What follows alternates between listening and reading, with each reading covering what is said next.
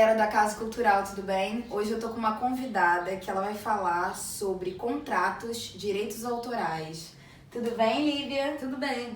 Fala um pouquinho pra gente do seu trabalho, da sua carreira. Bom, eu sou Lívia Oliveira, eu sou advogada, eu sou formada pela Universidade do Estado do Rio de Janeiro, a UERJ. Sou especialista em Direito Constitucional e só não atuo na área trabalhista. Nas demais áreas, área civil, área de família, direito tributário, em todas as outras demais áreas eu atuo. Lívia, fala um pouquinho pra gente a importância dos contratos para formalização de trabalho, né? O contrato, né, o Instituto Contrato é fundamental em todas as áreas, né?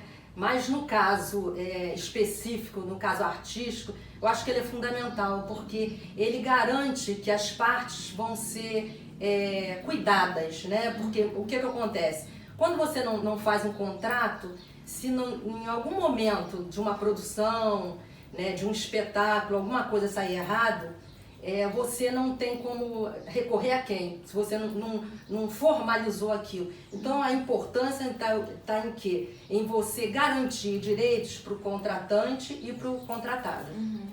E assim, como que funciona um contrato seguro? Um contrato seguro, primeiro a gente fala do contrato. O contrato tem o contratante e o contratado, ou contratantes e contratados, quando a gente está num caso de um espetáculo, né, são várias pessoas envolvidas, então contratantes e contratados. Então um contrato seguro, ele tem que prever os riscos, o bônus e o ônus, né? Porque a gente às vezes só pensa, eu vou fazer um filme, eu vou ganhar milhões, ou eu vou ficar, vou ser conhecida no mundo inteiro. Isso é o bônus, mas tem o ônus também, porque é o prejuízo, são as dificuldades durante as gravações daquele filme ou daquela novela, e o contrato ele tem que prever isso tudo. É lógico que nenhum contrato vai conseguir prever tudo. Mas as coisas mais importantes, o que eu tenho direito, quanto que eu vou ganhar, o que eu tenho que fazer de prestação de serviço, quanto que o contratante vai me pagar, ou quanto que eu tenho que prestar de serviço, quantas horas de serviço. Então isso é um contrato seguro, tem que prever para os dois lados, para o contratante e para o contratado. A gente não pode, um contrato bom é aquele que garante direito para ambas as partes. Sim. Na verdade, a gente não pode, quando a gente é produtor, né, ou empresário, a gente não pode pensar só na gente, né? A gente tem que pensar no coletivo, né? Isso. Porque o trabalho ele é feito pelo coletivo, né? Isso. E como funciona, assim, a questão de direitos autorais, né, de uma obra, assim, de uma música ou de um texto? A gente fala direitos autorais, né, ou direito do autor, ele é garantido pela Constituição Federal. Existem leis infraconstitucionais, que são leis abaixo da Constituição, que garantem também o Código Civil.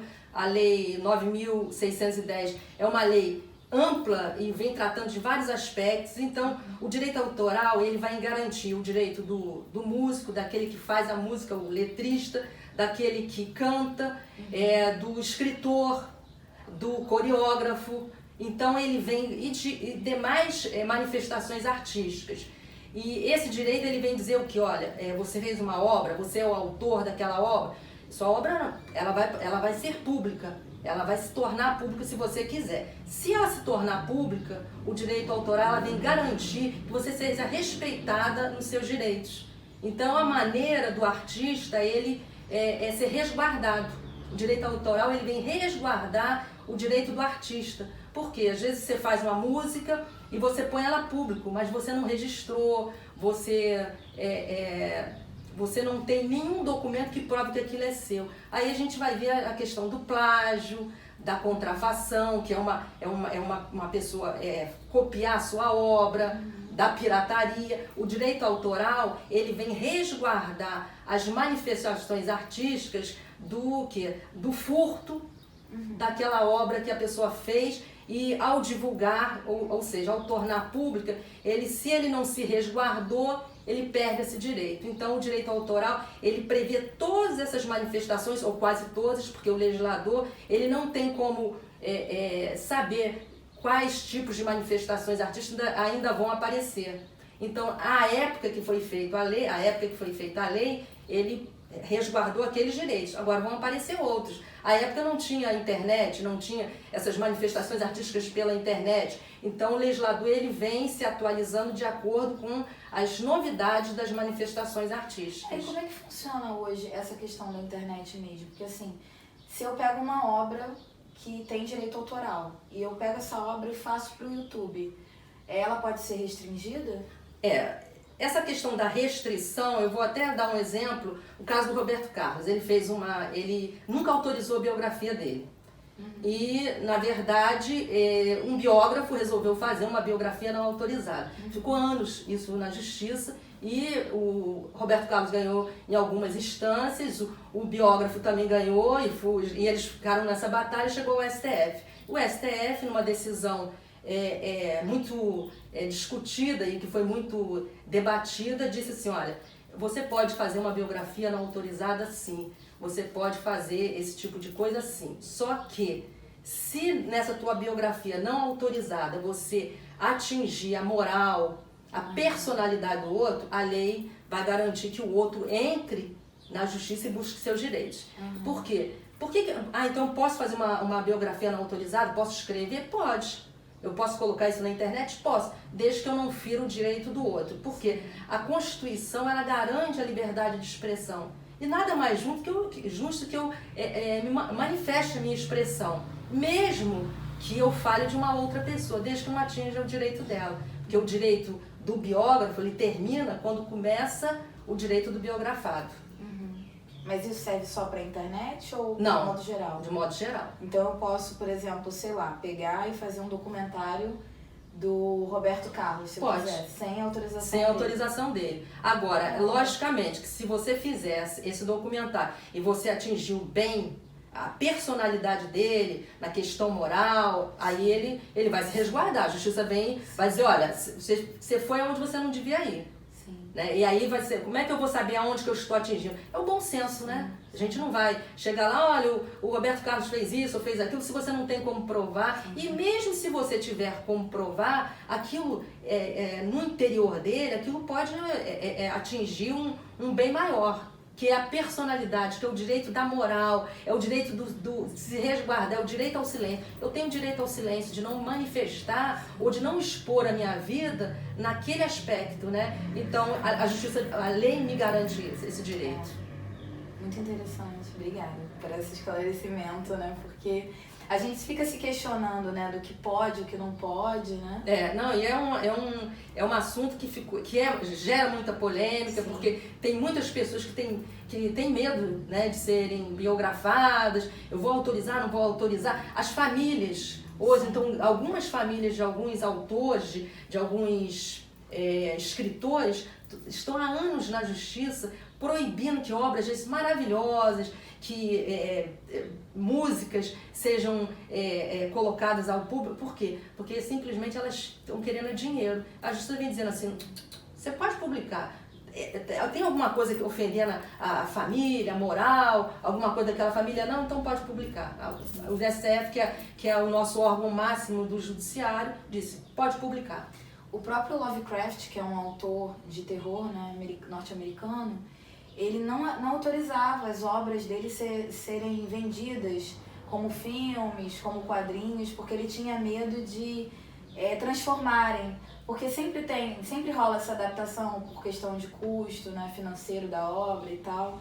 E ele não autorizava. Então, nesse caso, se o autor não autoriza de forma alguma a pessoa pegar a história, ele em vida, não pode? Não, ele em vida não. Agora, a questão do direito autoral, ele dura 70 anos. Então, a partir de 70 anos, por exemplo, uma música, a gente vê, você paga o ECAD, né? Quando você vai usar em algum ambiente, algum tipo de música, você está na academia, você está escutando a música, mas a academia está pagando o ECAD. Agora, tem músicas que elas já caíram no domínio público. Então, a partir de 70 anos, todas essas obras vão cair no domínio público. Então a família autorizando, não autorizando, o cantor autorizando, não autorizando aquela música, essa música vai ser pública, ela vai ser publicizada, independentemente de autorização. Só que ninguém quer esperar 70 anos para colocar aquilo. Então ou pede autorização à família, ou vai brigar na justiça. Aí porque a questão que eu falei do STF, ela é específica para biografias. Essas outras questões, aí o STF, numa analogia, ou seja, ele vai pegar esse caso, essa decisão desse caso e vai aplicar em outros casos. Eu acho que se aplica também. Porque senão a questão aí, ninguém está resguardando interesse, a questão é monetária. Na verdade é isso, a questão é monetária. Quem é que vai me dar mais? Sim. Infelizmente, né? E o público é que sai perdendo, que às vezes são obras maravilhosas, que estão sendo deixadas de ir a público, porque a família quer dinheiro. A questão toda é essa. Em relação a furo de contrato, assim, como lidar com essa questão? Porque eu faço um contrato para uma equipe de uma produção e como eu ver se aquele contrato ele pode ter um furo ou como lidar com, sei lá, alguém que tá nessa produção, resolve me processar porque ela acha um furo no contrato. Como é que funciona isso? Na verdade, Jéssica, as pessoas, eu não sei se isso em outros países, mas o brasileiro em si, ele gosta do jeitinho, ele não quer fazer contrato, ele quer combinar, fulano é meu amigo, é na camaradagem. E essa camaradagem, ou vai na papelaria, vê um contrato, tem isso, é isso que eu quero. Aí o diabo mora nos detalhes, né? Aí começa uma coisinha aqui que eu não falei, isso aqui não houve uma previsão disso. Então o ideal é que você procure um profissional, diga efetivamente o que você quer, quem são os profissionais com quem você vai trabalhar e fala assim, bom, o trabalho vai ser esse. As pessoas que vão trabalhar comigo são essas.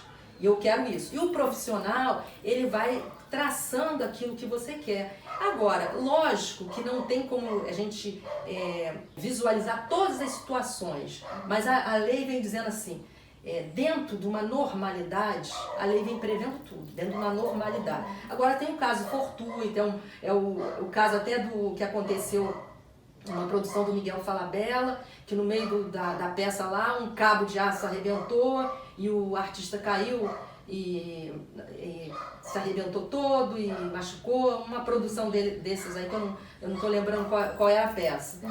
Mas havia uma previsão contratual, havia um contrato de seguro. Então, quando a gente não consegue prever todas as situações, porque não tem como você prever, você contrata um seguro.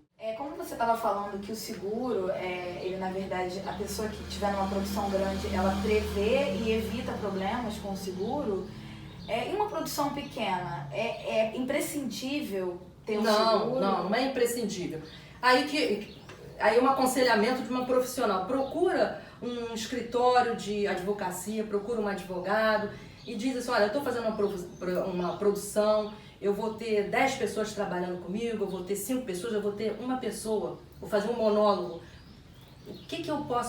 Como eu posso me resguardar? Para que essa pessoa não se sinta lesada, porque às vezes a pessoa fala, eu queria ter recebido tanto, e aí tem um dito que a gente diz que o combinado sai barato. Só que esse combinado, se não for escrito, se não for formalizado, o vento das palavras leva, né? Então tem que estar escrito. Então a seguradora é imprescindível, eu acho, nesse sentido, de uma grande produção, porque é o acidente que acontece, é o artista que fica doente, então você criou um cronograma de, 5 meses, aí porque o artista ficou doente, porque aconteceu uma pandemia, porque aconteceu isso e aquilo, a produção se estende. E como é que você vai falar para o patrocinador? Então, o seguro ele vem para te resguardar desses possíveis acontecimentos que às vezes não estão previstos no contrato, porque o legislador e o advogado não tem como adivinhar que vai acontecer uma pandemia no meio da produção, que o artista vai ter uma virose, sei lá, que vai quebrar a perna. Então, isso tudo, a seguradora ela resguarda essa produção, esse produtor, né, o que for. Eu acho isso, inclusive, muito importante, essa questão que você está falando, porque o artista, ele geralmente tem medo de contrato. né? Principalmente aqui no Brasil, ele tem medo. Assim, eu já ouvi colegas de trabalho falando assim, mas por que vamos fazer contrato se somos amigos? Você está desconfiando de mim? Contrato é quando você não confia na pessoa. E eu acho que o contrato ele é interessante justamente por conta disso. Porque quando você também vai fechar um contrato, você ter um diálogo, né, com a pessoa. Não é, toma aqui um contrato, assina aí. Mas eu acho que é o que você tem interesse, o que você, nessa produção, você acha interessante para você estar nesse contrato. Amigo, na verdade, não faz favor, né? Sim. Amigo faz parceria. Sim. E o contrato, e eu sei porque às vezes a gente... aparece uma pessoa no meu escritório e diz, eu quero contratar seu serviço, não sei o quê. E quando eu falo em contrato, a pessoa, poxa, mas contrato? Que contrato? Não vale o que eu... Infelizmente, eu vou repetir o que eu falei. O vento, a palavra, o vento leva. Sim. Então, o bom é o quê? A gente diz aquilo, o que a gente quer fazer. O que eu vou fazer? Eu vou fazer isso, aquilo e aquilo outro. E o outro diz assim, bom, eu aceito isso, ou não aceito aquilo. Isso fica tudo ali no contrato. Porque lá na frente, vai nem lembrar, né? Um ano depois de uma grande produção, você não lembra que lá atrás que você combinou aquilo. Aí uma amizade se transforma em inimizade. Então não é questão de desconfiança. É questão que a gente tem uma vida muito atribulada. Então às vezes a gente combina uma coisa e lá na frente acontece uma determinada situação. A gente fala, poxa, e agora... Eu não previ isso, como é que eu vou falar com fulano? Vai ficar sem graça e fica aquele ambiente ruim. Então, o contrato é para não ter um ambiente ruim, né? Já está escrito. A gente, no direito, tem uma coisa que faz assim, a gente tem que usar o que se usava, que hoje nem se usa mais, no jogo do bicho. Vale o que está escrito. No jogo do bicho, as pessoas falam assim, como é que o jogo do bicho, durante muitos e muitos anos, décadas e décadas, apesar de ser proibido, é o único tipo de jogo no Brasil, apesar de não ser legalizado, que funciona. Porque lá é o papelzinho, entregou, o bicheiro, ele paga exatamente o que está ali. Pode ser o cara morar em qualquer situação, em qualquer bairro, ele recebeu, foi 1 milhão que eu ganhei. Eles vão lá e te pagam 1 milhão. Vale o que está escrito, mas isso é no jogo do bicho, a realidade é outra. Então, é bom a gente colocar no papel aquilo que a gente quer e aquilo que a gente vai prestar para o outro, que a gente vai oferecer para o outro. É uma garantia, é uma segurança jurídica. Uhum. Líbia, fala um pouquinho pra gente, vou fazer um questionamento aqui, que eu acho que é uma dúvida, em geral, da equipe de audiovisual, da equipe do teatro, né? Seja gestão, seja atores, enfim. Quando você vai fazer uma sociedade, né, de uma empresa, né, como funciona essa questão do contrato de uma sociedade para gestão de equipe, como é que isso se dá de uma forma amigável para as duas partes, como é que funciona? Na verdade, quando você cria uma sociedade comercial, nada mais é que uma conversa entre amigos ou de futuros sócios. Sim. E eles resolvem, eles criam um projeto. Eu quero criar uma empresa para produzir filmes. Uhum. Então, eu vou contratar atores, eu vou contratar cenógrafos. Quer dizer, eu estou falando de coisas que eu li, mas eu acredito que seja isso. Os atores, os cenógrafos, o fotógrafo e outras pessoas que fazem parte. Então, nós vamos juntar essas pessoas todas. Ou a gente vai fazer um contrato numa empresa envolvendo todas essas pessoas, ou nós vamos procurar um sócio e vamos falar assim, vamos abrir uma empresa, eu e você, ou 4, 5, 10 pessoas, e vamos contratar outras pessoas. Vamos criar essa empresa, perfeito? Perfeito. A gente pode ficar isso só no falar, verbal, porque uma empresa, ela existe, não é a partir do registro, a empresa existe a partir que existe um acordo de vontade. Isso é uma empresa. Existe um acordo de vontade para gerir algum negócio. Para ser empresa, ela pode ser uma empresa que não tem fins lucrativos, é uma sociedade civil, e pode ser uma empresa que tem fins lucrativos. Aí é uma empresa que a gente vai falar é uma sociedade empresária. Ela vai gerir economicamente. E a empresa que não seja, que não vai ter lucros, não tem fins lucrativos, fica sendo uma empresa civil, uma sociedade civil. Bom, eu vou fazer uma sociedade empresária, vai ter um fundo econômico atrás disso. Então vai ter, aí a gente vê que existe um estabelecimento, esse estabelecimento comercial, ele tem vários nomes, ele pode ser fundo de comércio, ele pode ser chamado também de azienda. Mesma coisa, estabelecimento comercial, fundo de comércio e azienda é uma mesma coisa. O que é isso? É um complexo de bens, corpóreos e incorpóreos. Corpóreos é o quê? Eu comprei uma câmera, eu comprei uma câmera, eu comprei um estúdio. Isso é o corpóreo. Incorpóreo, o que é? Vou vender ações no mercado aberto, eu vou comprar títulos, porque a empresa precisa ter dinheiro. Isso é a parte... a empresa, por exemplo, às vezes tem um artista muito famoso que quer fazer parte daquela empresa. O nome dele é um bem incorpóreo. Por quê? Porque vai trazer pessoas que querem patrocinar aquela empresa. Então, o estabelecimento comercial é isso. Às vezes a gente fala em estabelecimento, a gente pensa que é uma coisa física. Não, estabelecimento comercial é o complexo de bens corpóreos e incorpóreos para gerir essa empresa, para formar essa empresa. Bom, eu tenho isso tudo, agora eu vou registrar essa minha empresa. O registro é imprescindível? Não. O registro é prescindível. Eu não preciso registrar uma empresa para ela começar a contrair direitos e obrigações. Agora ela vai ter muito mais obrigações do que direitos. Por quê? Quando ela não está registrada, eu não tornei isso público. Então, quem contratar com aquela empresa que não está registrada está correndo risco. Porque o que acontece? Como ela ainda existem sócios, mas esses sócios eles não estão formando aquele elo garantido pela lei, isso que o registro vai fazer, o registro vai tornar público aquilo, mesmo que o Brasil inteiro não saiba, mas para a lei, bastou eu registrar num cartório aquela minha sociedade, aquilo ali criou um vínculo. Então eu dei publicidade, eu tornei público aquela minha empresa. Então a pessoa que está contratando comigo, ela está sendo resguardada, porque eu posso pedir falência daquela empresa, eu posso correr atrás dos bens daquela empresa. Quando eu não registro, eu vou correr atrás dos bens do sócio. Então é ruim para quem está contratando com aquela empresa e é ruim para as pessoas que fazem parte daquela empresa também. Porque ao invés de a pessoa correr atrás dos bens daquela empresa, ela vai correr atrás dos bens de cada um.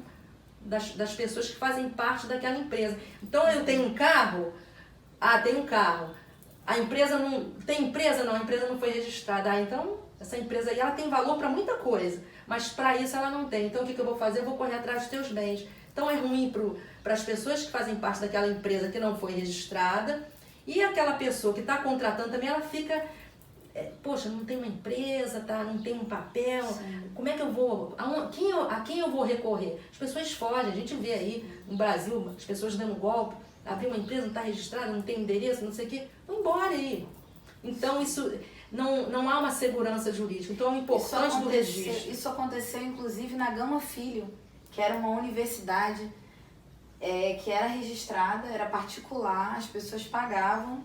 E parece que um empresário foi e comprou essa empresa e levou ela à falência e sumiu com o dinheiro de todo mundo, né? Então... Mas aí o que acontece? Quando aquela empresa tem um patrimônio e a empresa foi registrada, os sócios podem sumir. Mas aí quem acionar aquela empresa vai correr atrás daquele patrimônio que ficou. Mas falido, mesmo falido? Não, porque o fato da empresa falir não significa que ela não vai pagar os seus credores. Sim. Porque ela tem um patrimônio, que não é o patrimônio dos sócios, que isso é separado. A vantagem do registro também é isso, que ele separa o patrimônio da empresa, aquilo que você incorporou no teu estabelecimento, aquilo que faz parte da empresa, porque você vai ter que colocar isso lá no teu contrato para registrar na junta comercial, né? Você vai ter que botar lá, ó, a empresa tem isso, tem aquilo, não sei o quê. Então você vai correr atrás desse patrimônio. Então se não tem um prédio, vai atrás do prédio. Tem automóvel, atrás dos automóveis, que não tem nada a ver com o patrimônio dos sócios. São coisas separadas, então você corre atrás. Em relação ao MEI, por exemplo, o MEI, a pessoa pode abrir hoje um MEI e cancelar no dia seguinte, por exemplo, Pode. né? Mas o MEI, ele dá uma certa segurança para quem está começando, o microempreendedor? Na verdade, eu vou dar um pitaco, né? Porque isso, na verdade, não é a nossa área, é uma área mais dos contadores.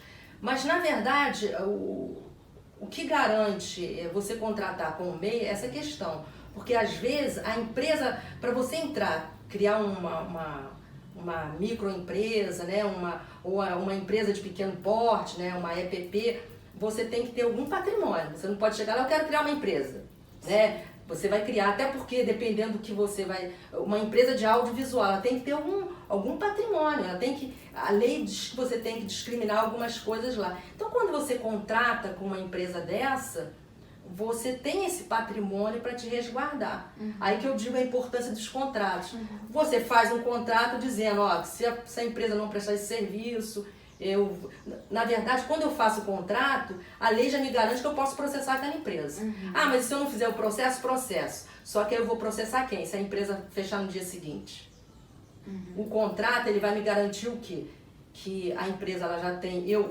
Aí ele vai procurar um profissional, o profissional vai falar, quanto tempo tem essa empresa? Essa empresa abriu ontem, você vai contratar com essa empresa? Sim.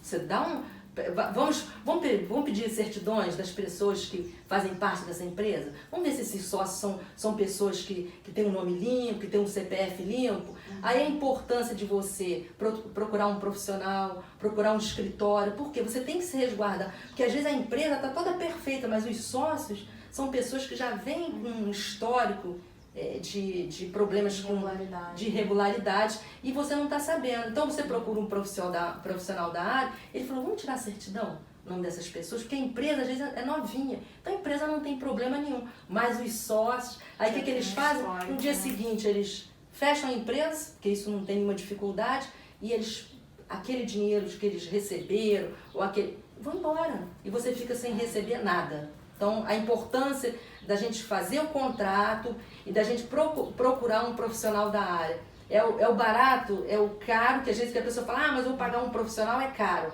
Às vezes o barato sai caro, bem mais caro. Né? Sim, verdade. Pedro, você disse que tinha uma questão, levanta essa questão aí pra gente. É verdade, uma questão que acredito que seja muito importante, em especial nessa época de eleição. O direito de paródia. Eu vejo que muita gente pega uma música qualquer, troca de letra e coloca em sua campanha e alega que é paródia. Roberto Carlos processou o Tiririca e perdeu por isso, porque o Tiririca comprovou que era uma paródia, ou seja, servia para humor. Mas muitos não servem para humor, usam apenas como campanha. Me explique mais sobre esse direito de paródia. Até onde vai, qual é o limite disso? Na verdade, eu vou me arriscar a dizer que esse direito está sendo bem restringido nas campanhas eleitorais, porque a nossa lei eleitoral ela vem sofrendo muitas modificações por causa disso, tanto que você não pode mais fazer showmício, você não pode mais fazer nada disso. Por quê? Porque as pessoas estavam utilizando a popularidade do artista e aquelas manifestações para o quê? Fulano fez o comício, fez o showmício, então ele está votando, eu gosto do fulano, então eu vou votar no fulano porque ele fez. E não é nada disso, o artista está ali para prestar um serviço. Às vezes ele nem gosta do candidato, e se ele é um profissional que é desvincular disso, amigos, negócios à parte, preferências eleitorais à parte, então eu me contratou e vou prestar um serviço. Então esse direito de paródia, você mesmo está dizendo aí que no caso do Tiririca perdeu. Se ele conseguir provar que tem um fundo de comédia, um fundo de brincadeira, de jocosidade, ele não tem como o artista impedir. Mas se for com questões eleitorais, com certeza, se ele fizer, ele não vai conseguir levar isso para frente. Então, gente, estamos chegando ao final e agora eu vou fechar essa entrevista com uma pergunta que eu acho que vocês vão querer muito assistir. Líbia, fala um pouco pra gente sobre a funcionalidade do contrato de locação, contrato de espaços públicos e privados. Como funciona isso? Na verdade, um dos tipos de contrato.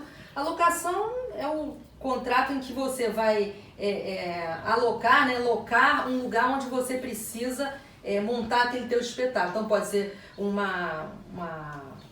estúdio, pode ser um teatro, pode ser um restaurante, né, um lugar no restaurante para fazer um espetáculo musical.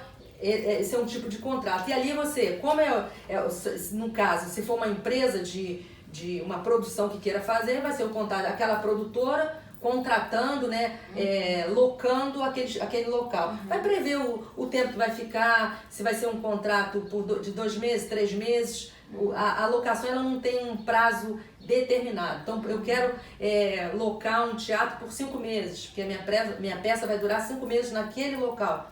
Simples. Existe uma lei, a lei 8.245, então essa lei ela prevê todas as situações, então a pessoa não precisa ficar com medo, é só ver a lei lá, quais são as modalidades, qual é a obrigação do locador, qual é a obrigação do locatário, e isso é tanto para a empresa quanto para a pessoa física.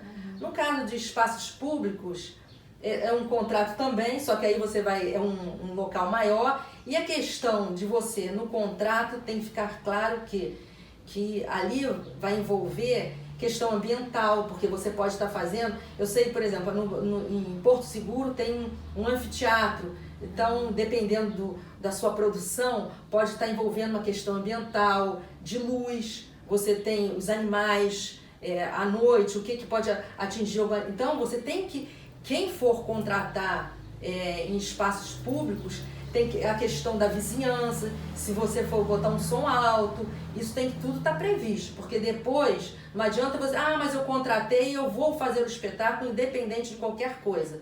Não, você tem que prever que quem está te alugando aquele local, né, o proprietário, ele tem permissão das leis ambientais, da lei municipal, né, da lei dos direitos municipais, que ele te permite fazer aquele espetáculo ali naquela altura de som, utilizando aqueles materiais, porque senão você não cria essa situação, não cria esse ambiente contratual e acontece alguma coisa fora do que está ali e não há essa previsão, quem está contratando vai ser responsável por aquilo. Mas a pessoa devia ter visto isso. Simplesmente quem está alugando vai dizer assim, olha, você não falou nada, eu também não sabia que você ia colocar esse tipo de coisa lá. Eu não sabia que ia ter fogos de artifício, eu não sabia que ia ter animais, eu não sabia que ia ter exposição de pessoas com roupa ou sem roupa, assim ou assado, fazendo esse tipo de cena, não sei o quê.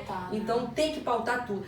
O contrato, independentemente da área que for, ele é fundamental para você estabelecer o que você vai oferecer e aquilo que te é oferecido. Essa é a importância. Em qualquer área, é importante que a gente coloque isso por escrito, tenha esse diálogo. Sim, isso é muito bom.